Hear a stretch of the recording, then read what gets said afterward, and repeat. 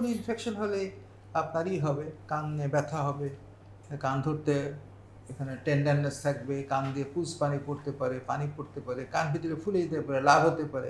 এটা ইনফেকশনের সাধারণ লক্ষণ। কিন্তু আসলে যে জিনিসটা, এই যে সিনারিওটা এখানে বোঝাতে চাওয়া হয়েছে, সেটা হলো ছোট বাচ্চাদের যে কানে অ্যাকিউট অটাইটিস মিডিয়া বা অ্যাকিউট সাপোরেটিভ অটাইটিস মিডিয়া বা মধ্যকর্ণে যে ইনফেকশন হয় সেটাই বোঝাতে চাইছে, যেটা খুব কমন। যে কমনটা হলো সিনারিওটা হলো বাচ্চার একটা ঠান্ডা থাকবে, হয়তো সে বলবে একটু জ্বর জ্বর ভাব হলো সন্ধ্যার দিকে বা বিকালের দিকে বা সকালের দিকে, সন্ধ্যার সময় নাক থেকে একটু পানি টানি পড়লো, নাক বন্ধ হলো, নাক পানি হলো, বাচ্চা ঘুমাইতে গেল, ঘুমাতে যাওয়ার পরে হঠাৎ মাঝরাতে বাচ্চা প্রচণ্ড ব্যথা নিয়ে উঠে গেল। বাচ্চা চেঁচামেচি করবে, যেহেতু ছোট বাচ্চা সে বলতে পারবে না তার কানে ব্যথা, সাধারণত বলে না, খুব কম বাচ্চায় কান ধরে চেঁচায়, কিন্তু বেশিরভাগ ক্ষেত্রে দেখা গেলো বাচ্চা চেঁচাচ্ছে, যাই দেন না কেন আপনি, খাবার দিচ্ছেন, ওটা দিচ্ছেন, আদর করছেন, ও থামবে না। প্রচণ্ড ব্যথা কানের মধ্যে হয়, ব্যথাটা প্রচণ্ডই হয়, এবং প্রচণ্ড ব্যথা হওয়ার জন্য সে সে কোনো রকমই স্বস্তি পাবে না।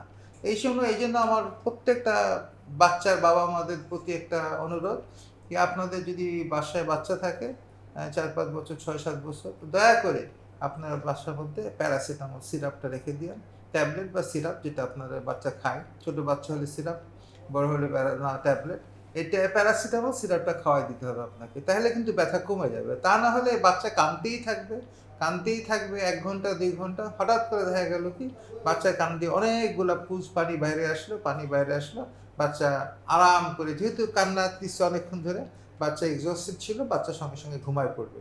এটা হলো অ্যাকিউট অটাইটিস মিডিয়া, যেটা আমাদের সর্দি কাশি থেকে নাকের ইনফেকশনটা স্টেশন টিউব দিয়ে কানের মধ্যে চলে যায়, মধ্যকর্ণে ইনফেকশন। প্রাথমিক পর্যায়ে যেহেতু মধ্যকর্ণে ইনফেকশন থাকে, সেই জন্য কিন্তু এখান থেকে কিছু বাইর হয় না।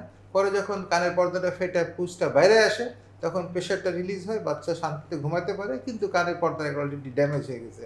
কাজেই আমাদের এই জিনিসটা মনে রাখতে হবে, প্রাথমিক পর্যায়ে যদি আমরা ব্যথার ওষুধটা দিয়ে দিই, তাহলে হয়তো এতখানি পর্যায়ে আগাবে না বা অনেকখানি আরামে থাকবে।